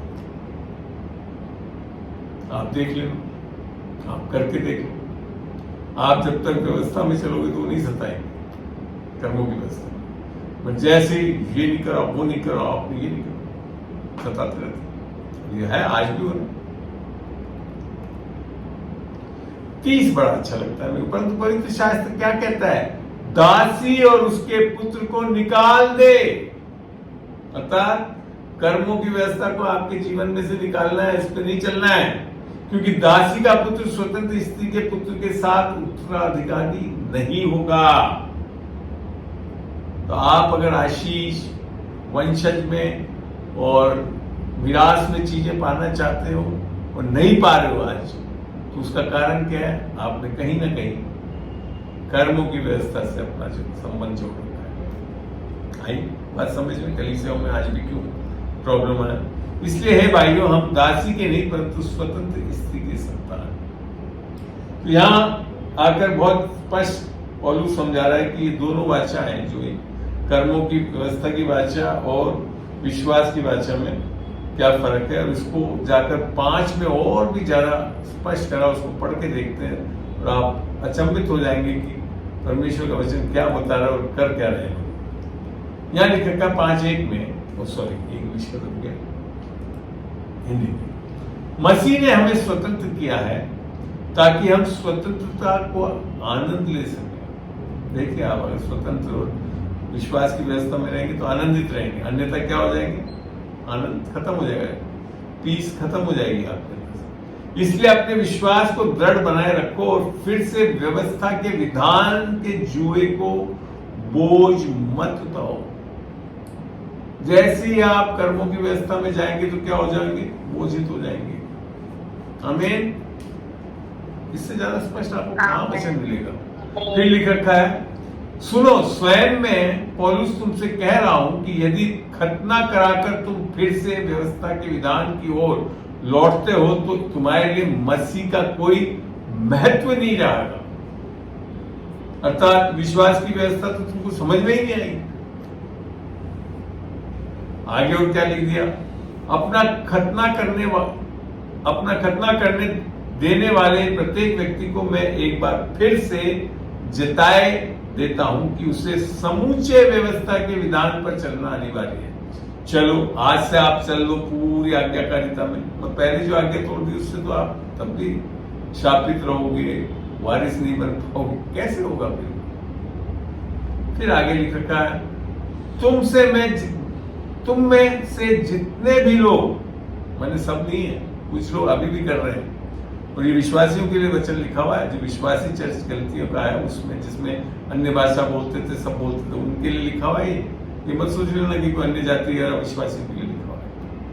तुम में से जितने भी लोग व्यवस्था के पालन के कारण धर्मी के रूप में स्वीकृत होना चाहते हैं, वे सभी मसीह से दूर हो गए हैं और परमेश्वर के अनुग्रह क्षेत्र से बाहर। अनुग्रह आपके अंदर से हटाया नहीं जा रहा, अनुग्रह की आत्मा नहीं हटाई जा रही, मगर अनुग्रह जो है उसका फायदा आप उठा नहीं पाते। जो मैं बोल रहा था, श्राप में चल रहे हैं आज भी, और कई चीजें हैं, प्रार्थनाओं को उत्तर नहीं मिल रहा है। क्यों? क्योंकि वो इस चीज के कारण प्रॉब्लम है। अनुग्रह में बने रहने के लिए क्या करना है हमको? विश्वास की व्यवस्था, कर्मों की व्यवस्था से नहीं होगा, किंतु हम विश्वास के द्वारा परमेश्वर के सामने धर्मी स्वीकार किए जाने की आशा रखते हैं। आत्मा की सहायता से हम उसकी बाट चूक, और अंत उसका करता है यूं, क्योंकि मसीह यीशु में स्थिति के लिए ना तो खतना करने का कोई महत्व है और ना खतना नहीं करना। अब मैंने वो व्यवस्था थी, उससे कोई फर्क नहीं पड़ने वाला। तो मैं आपको आगे चल के दिखाऊंगा, खतना भी हो रहा है विश्वासियों का, कैसे हो रहा है। शारीरिक खतना नहीं, आत्मिक खतना नहीं करने का, बल्कि उसमें तो प्रेम से पैदा होने वाले विश्वास का ही महत्व। ये कौन सा प्रेम है? परमेश्वर के प्रेम से ये विश्वास पैदा होता है, आपके और मेरे प्रेम से नहीं होता। परमेश्वर ने जगत से पहले प्रेम किया, उसके कारण ये विश्वास की व्यवस्था में हम आ सकते हैं। आमीन आमीन आमीन। लगा अच्छा? चलिए आगे देखते हैं। आमीन, बहुत अच्छा लगा। आज सुनते जाइए आप, और आज नोट करते जाइए आप। लिए नहीं मैं आपको, मैं कह रहा हूं ऐसे मोती हैं ये वचन जो आपको इतनी स्थिरता में चला सकेंगे मसीह। यहां मेरे को बहुत अच्छा लगता है गलतियों 3:1 में, हे मूर्ख गलतियों, हे मूर्ख दिल्ली वालों, अजमेर वालों, जयपुर वालों, तुम पर, और भी लोग बैठे हुए हैं, पर यहाँ जो समझा रहा है वो हे मूर्ख गलती। ये गलतियों का मैंने अभी आपको बताया, गलतियों का कलीसिया अन्य भाषा बोलती थी, प्रार्थनाएं करती थी, सब करती थी, पहले थी। अब उनके बीच में ये प्रॉब्लम हो रही है। हे मूर्ख गलतियों, तुम पर किसने जादू कर दिया था? जादू जो है, जादू टोना किसकी तरफ से है? परमेश्वर की तरफ से नहीं, कोई और है जो करता है, अर्थात शैतानी का कहता है। तुम्हें तो सबके सामने यीशु मसीह का क्रूस पर कैसे चढ़ाया गया था उसका पूरा विवरण दे दिया गया था। मैं तुमसे एक,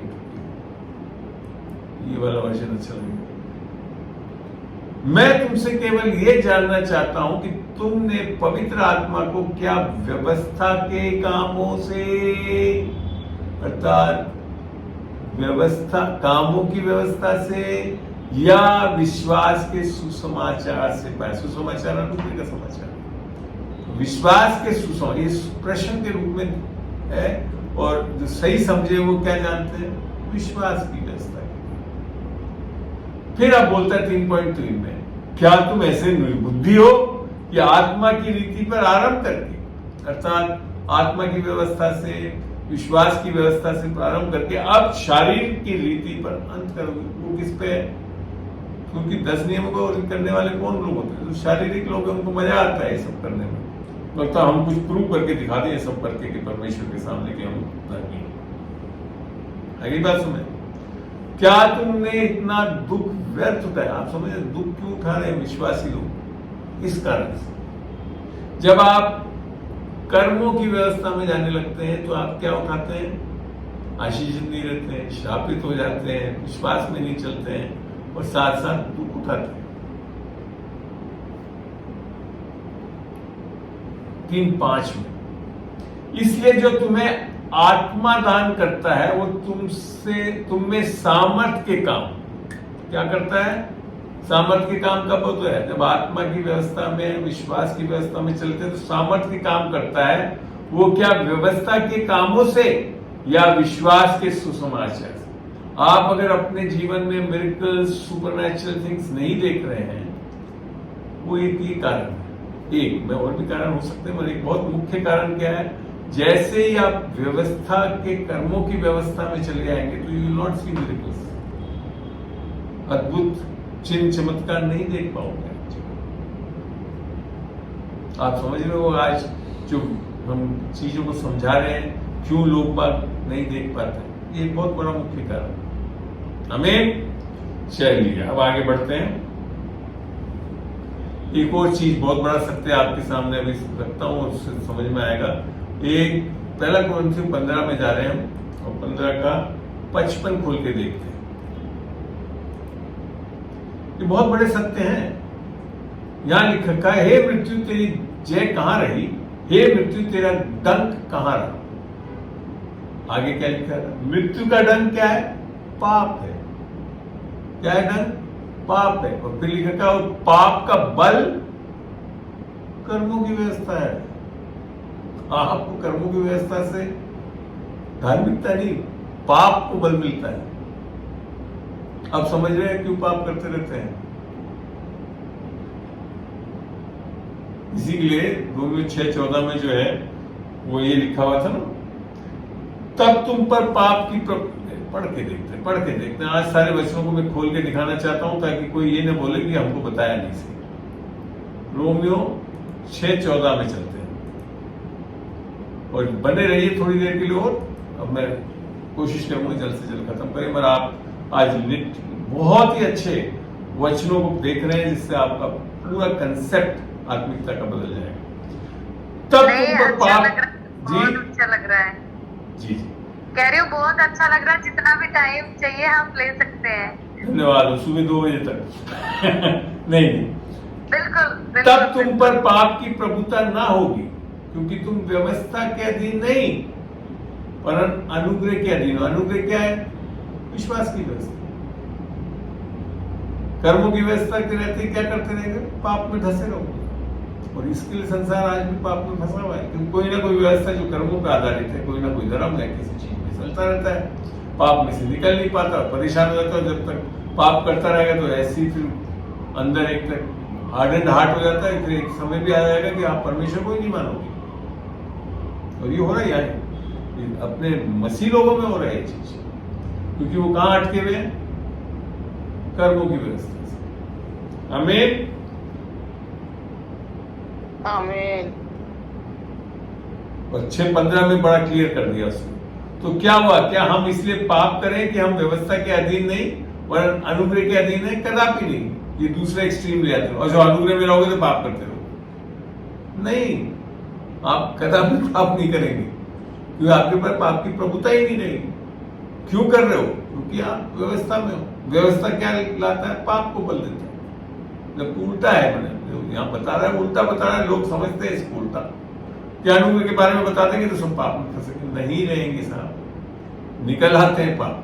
आए यीशु मसीह अनुग्रह इसी के लिए तो लाया, ताकि हम पाप से निकल सके।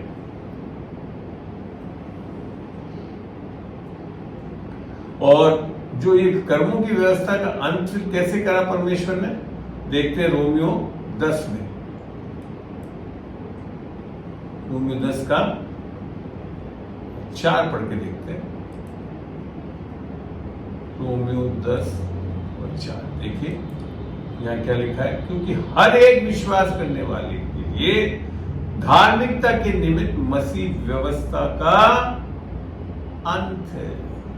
लोग बात सोच रहे थे कि कर्मों की व्यवस्था से धर्मी ठहर जाएंगे, नहीं हो सकते। बार बार आ भी चुका है, कर्मों की व्यवस्था से कोई धर्मी नहीं ठहर सकता, पर केवल और विश्वास की व्यवस्था, वो भी यीशु मसीह ने जो किया उस पर, तब हम धार्मिक ठहरते हैं। चलते हैं अब कुलुस्सी 2:11 में। थोड़ी देर और देखिएगा, आपको और ऐसी ऐसी चीजें मिलेंगी आज, जिससे आपको लगेगा कि आज वास्तव में कुछ मिला है। और मिला ऐसा है कि मोती है, मोती मिले हैं। अब मैंने बताया था एक खतना के विषय में। पुराने नियम में खतना शारीरिक रूप से, अब तक भौतिक रूप से किया जाता था। अब देखते हैं कैसा खतना हो रहा है। तो परमेश्वर, मैंने बताया ना, व्यवस्था को स्थिर करता है आत्मिक जगत में। यहाँ लिखा गया उसी में तुम्हारा ऐसा खतना हुआ है जो हाथ से नहीं होता, परंतु मसीह का खतना हुआ है जिससे पाप में शारीरिक देह उतार दी जाती है। और ये दोनों में हो रहा है, स्त्री और पुरुष में। और कहां हो रहा है? वो आत्मा में हो रहा है। और मैंने इसीलिए बताया आत्मा में लिंग नहीं है, तो इसके लिए वहां पे, और ये किसके द्वारा हो रहा है? आत्मिक खतना हो रहा है। और वो क्या चीज? पाप में शारीरिक देह उतार दी जाती है। खतना तो आज भी पूरा कर रहा है परमेश्वर उस वाचक व्यवस्था को। फिर लिखेगा और उसी के साथ बपतिस्मा में गाड़े गए और उसी में परमेश्वर की शक्ति पर विश्वास करके जिसने उसको मरों में से जिलाया, उसके साथ भी जीते। यीशु मसीह को किसने उठाया? पवित्र आत्मा। तो यहाँ पे जो चीजें बता रहे हैं पवित्र आत्मा से ही, बपतिस्मा पवित्र आत्मा से संबंधित है, और ये उठाया जाना भी पवित्र आत्मा से संबंधित है। और ये विश्वास करके हो रहा है, पानी के हिस्से नहीं हो रहा है। जिसके उसने मरे हुए में से जिलाया, उसके साथ जी भी उठी। ये आत्मिक जगत में एक बहुत बड़ी चीज हुई है। हम हारे नहीं, उसके पहले ही परमेश्वर ने ये कर दिया। और परमेश्वर समय से बाहर है, इसके लिए जो जो चीजें परमेश्वर ने हमारे लिए की, उस समय से सीमित नहीं, हम उसमें शामिल हो गए। आगे पढ़ते हैं। और विधियों का वो लेख, ये वो कौन सा लेख है? नियम कायदे, जो 10 नियम भी है। और सहायक नियम जो हमारे नाम पर और हमारे विरोध में था, मिटा डाला और उससे क्रूस पर कीलों से जड़कर सामने से हटा दिया। यीशु मसीह के क्रूस के कार्य के कारण कर्मों की व्यवस्था को हटा दिया गया। अब किसकी व्यवस्था में चलना है? विश्वास की ओबीडियंस, विश्वास की व्यवस्था में चलना है। इससे ज्यादा स्पष्ट वो कहां होगा?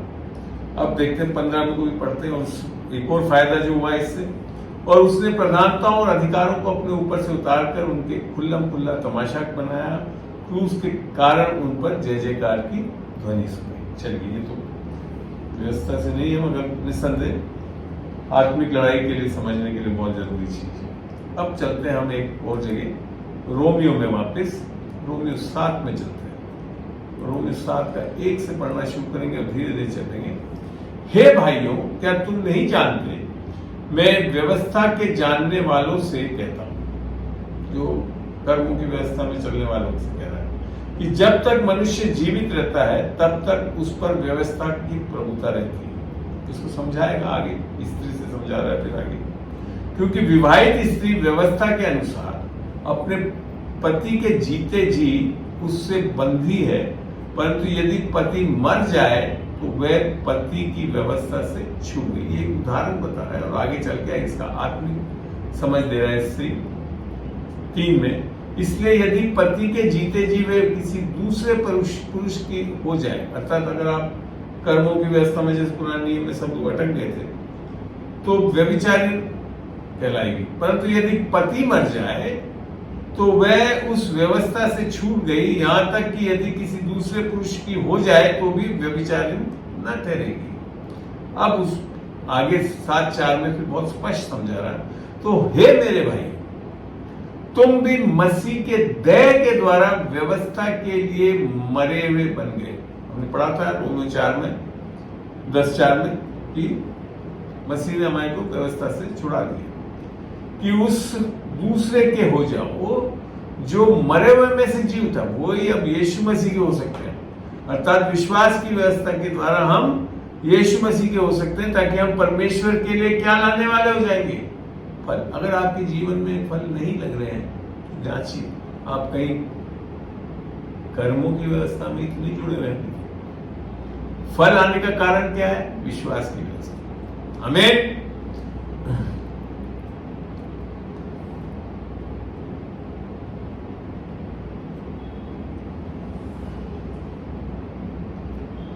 7:5 में यूं लिखता है, क्योंकि जब हम शारीरिक थे, अर्थात नया जन्म नहीं हुआ, उद्धार नहीं पाया, तो पापों की अभिलाषाएं जो व्यवस्था के द्वारा थी, आपको पता है व्यवस्था जो है धार्मिकता की अभिलाषा नहीं देती है, पापों की अभिलाषा देती है, मृत्यु का फल उत्पन्न करने के लिए हमारे अंगों में काम करती थी।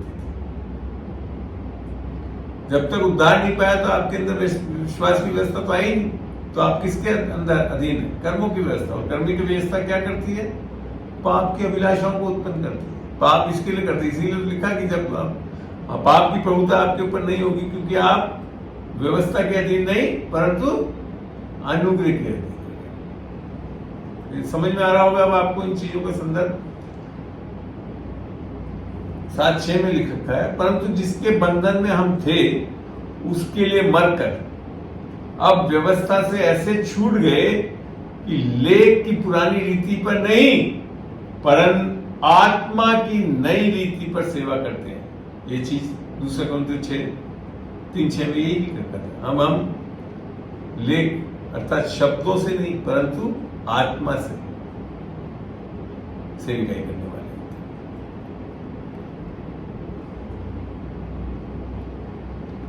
और इसके आगे उसने एक चीज बड़ा स्पष्ट कर दिया था, जो मैं भी करना चाहता हूं, कि व्यवस्था में कोई गलती नहीं है। तो हम क्या कहें, क्या व्यवस्था पाप है? कदापि नहीं। पर बिना व्यवस्था के तो हम पाप को जान ही नहीं पहचान सकते थे। तो व्यवस्था का एक कारण था पाप का बोध करना, तो यहां पे वही चीज लिखी। अब जो मैं चीजें बताना चाहता हूं, अभी भी कलीसियाओं में मिश्रित लोग चल रहे हैं। कुछ तो अनुग्रह में, कुछ विश्वास कर्मों की व्यवस्था लेकर। प्रेरित एक्ट्स 13:9 ये बहुत अच्छा लगता है मेरे को यहाँ पे, कि इससे स्पष्ट क्या पौलुस वचन क्या बताएगा। 13 का 39 में चल रहा है। प्रेरितों का 13:39 खोलिए और वहां पढ़ के देखते हैं। यहां लिख रखा, और जिन बातों से तुम मूसा की व्यवस्था क्या थी? कर्मों की व्यवस्था के द्वारा निर्दोष नहीं ठहर सकते थे, उन्हीं सब से हर एक विश्वास करने वाले अर्थात विश्वास की व्यवस्था करने वाले को निर्दोष ठहराता है। क्यों ठहराता है? क्योंकि यीशु मसीह हमारे लिए पाप बना, इसके लिए आज हम धर्मी बन सकते हैं, निर्दोष हो सकते हैं। आमीन। तो क्यों हम जाकर फिर मूसा की व्यवस्था, कर्मों की व्यवस्था में अटके हुए?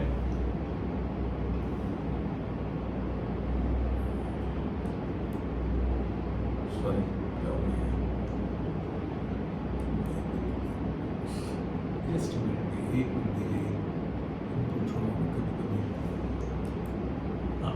चलिए। तो परमेश्वर की कृपा को समझ, अनुग्रह को समझने के लिए आवश्यक है कि आप व्यवस्था की पुरानी वाचा में से और अनुग्रह की नई वाचा के बीच के अंतरों को समझें। मैं कुछ अंतर अभी आपके सामने रखना चाहता हूं।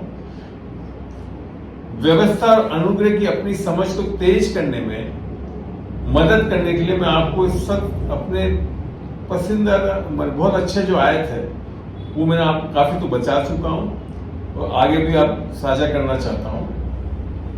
जो एक मेरे को बड़ा अच्छा लगता है वो है यूहन्ना 1:17। यहां क्या लिख रखा है? इसलिए कि व्यवस्था तो मूसा के द्वारा दी गई परंतु अनुग्रह और सच्चाई यीशु मसीह के द्वारा पहुंची, दी नहीं गई। ये स्वयं यीशु मसीह था अनुग्रह और सच्चाई, और वो हमारे बीच में आया। तो ये बहुत बड़ी चीज है। तो व्यवस्था तो एक नौकर के माध्यम से दिया गया, अनुग्रह और सच्चाई बेटे के माध्यम से आई। बहुत बड़ा फर्क है। फिर आगे मैं बताना चाहूंगा कि आदमी को क्या होना चाहिए। ये व्यवस्था चाहती है, व्यवस्था चाहती है कि आदमी को ऐसा ऐसा होना चाहिए। इस बारे में व्यवस्था बात बताती है। अनुग्रह से पता चलता है कि परमेश्वर कौन है।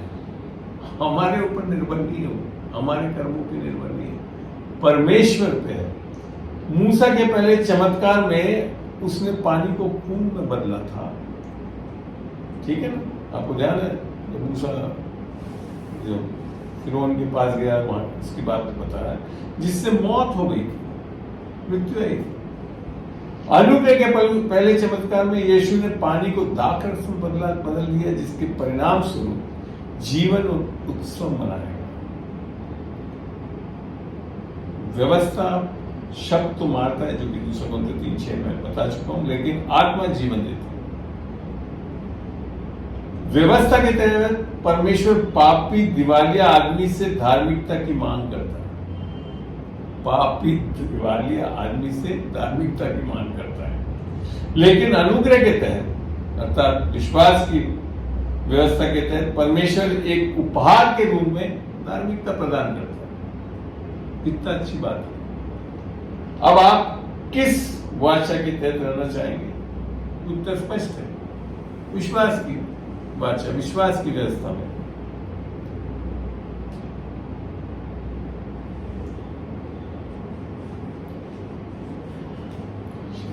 अब हम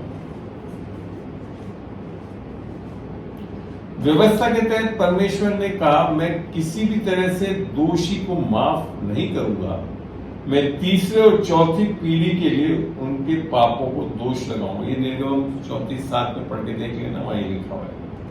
लेकिन अनुग्रह के तहत परमेश्वर कहते हैं, मैं उनके अधर्म के प्रति दयालु रहूंगा और उनके पापों और अधर्म के कामों को मैं और याद न रखूंगा। इब्रानियों 8:12 में इस चीज को आप देख सकते हैं, ठीक है। तो क्या एक बहुत बड़ा बदलाव आया यीशु मसीह के आने के कारण ये दोनों व्यवस्थाओं में? क्या आप परम उच्च परिभाषा के साथ देख सकते हैं कि एक क्रांतिकारी परिवर्तन हुआ है और ये सब यीशु के कारण हो रहा है, आपके कुछ करने से नहीं हो रहा है। आज अनुग्रह की नई वाचा के तहत पूर्ण रूप से जीवित रहना चुने, जहां क्रूस पर मसीह के परिपूर्ण काम के माध्यम से आपके पास उपहार के रूप में परमेश्वर की धार्मिकता है। उसका जीवन की आत्मा आपको हार के क्षेत्रों पर विजय प्राप्त करने के लिए अग्रणी करती है। तो ये चीज बहुत बड़ा परिवर्तन है। अब एक और बहुत अच्छा उदाहरण जो मेरे को अच्छा लगता है, इससे आप समझ जाएंगे कि कर्मों की व्यवस्था से नहीं, हमको किससे चलना है? अनुग्रह की वाचा से। और ये चीज हम इब्रानियों में पढ़ के देखते हैं। इब्रानियों 12 खोलते हैं, थोड़ा सा वो समय दीजिए और हम फिर 18 से पढ़ेंगे। ये भी कोई 12:18 में लिखा, तुम तो उस पहाड़ के पास जो छुआ जा सकता था और आग से प्रज्वलित था और काली घटा और अंधेरे और आंधी के पास, जहां पे 10 नियम दिए गए थे, वो चीज को बता रहा है। और तुर्री की ध्वनि और बोलने वाले के ऐसे शब्द के पास नहीं आए, इसके पास नहीं आना है, जिससे सुनने वालों में ने विनती की कि अब हमसे और बातें ना की जाए। यहां तक मूसा डर गया था। मूसा वैसे परमेश्वर का मित्र कहलाया जाता, मित्र डर गया परमेश्वर से, क्योंकि वह उस आज्ञा को ना सह सके, यदि कोई पशु भी पहाड़ के छुए तो पथराव किया जाए। बड़ा भयंकर लग रहा था ये, जब व्यवस्था की वाचा दी गई थी, कर्मों की व्यवस्था की वाचा को, यह हालत थी। और वह दर्शन ऐसा डरावना था कि मूसा ने कहा, मैं बहुत डरता और कांपता हूं। अब लिख रहा है दूसरी वाचा, अर्थात अनुग्रह की वाचा, अर्थात विश्वास की व्यवस्था। पर तुम सियोन के पहाड़ के पास और जीवित परमेश्वर के नगर स्वर्गीय यरूशलेम के पास और लाखों स्वर्गदूत। जब आप कर्मों की व्यवस्था में है तो स्वर्गदूत नहीं रहते आपके पास। जब आप विश्वास की व्यवस्था में तो क्या है, लाखों स्वर्गदूत आपके साथ है। ये बहुत बड़ी सत्य है बाइबल का। और उन पहलोटों की साधारण सभा और कलीसिया जिनके नाम स्वर्ग में लिखे हुए हैं। विश्वास की व्यवस्था के कारण आपका नाम स्वर्ग में लिखा जाता है, कर्मों की व्यवस्था से नहीं। कर्मों की व्यवस्था में तो आप पापी ठहरा दिए। और सबके न्यायी परमेश्वर के पास और सिद्ध किए हुए धर्मियों की आत्माओं के पास। अब फिर देखते हैं हम, तो इसको जब आगे पढ़ते हैं तो मेरे को इसकी जो अंतिम वर्ष है उससे मेरे को बड़ा अच्छा लगता है। 28 इस कारण हम इस राज्य को पाकर जो हिलने का नहीं है, लोग बाग विश्वास में डगमगाते रहते हैं। क्या क्यों? क्योंकि कहीं ना कहीं हम वो व्यवस्था की बादशाह के अधीन है। जब अगर अनुग्रह और विश्वास की व्यवस्था अर्थात उसमें आ जाए तो इस कारण हम इस राज्य को पाकर जो हिलने का नहीं, उस अनुग्रह के हाथ से ना जाने दें, जिसके द्वारा हम भक्ति, क्या क्या चीजें भक्ति में आ जाते हैं और परमेश्वर के भय सहित ऐसी आराधना कर सकते हैं जिससे वे प्रसन्न होता है। जब तक आप विश्वास की व्यवस्था अर्थात अनुग्रह विश्वास में नहीं आएंगे, आप परमेश्वर रेवरेंस से रहेंगे। तो बहुत बड़ी चीजें हैं जिसको हमको समझना चाहिए, इतने बड़े भेद हैं।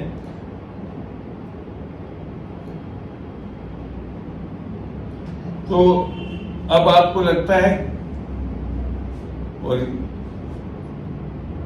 मरकुस 16 जो ग्रेट कमीशन करने की बात बोली वो भी किस पे आधारित है? कर्मों की व्यवस्था। तो यहां पे मैं इस चीज को विराम देना चाहता हूं। काफी लंबा हो गया, और भी बता सकता था, और हो सकता है और किसी शिक्षाओं में और चीजों को मैं जोड़ के बताऊंगा। तो आशा करता हूं आज आपने काफी वचन मिले आपको, और निस्संदेह इसमें एक और चीज भी पढ़ना जरूर।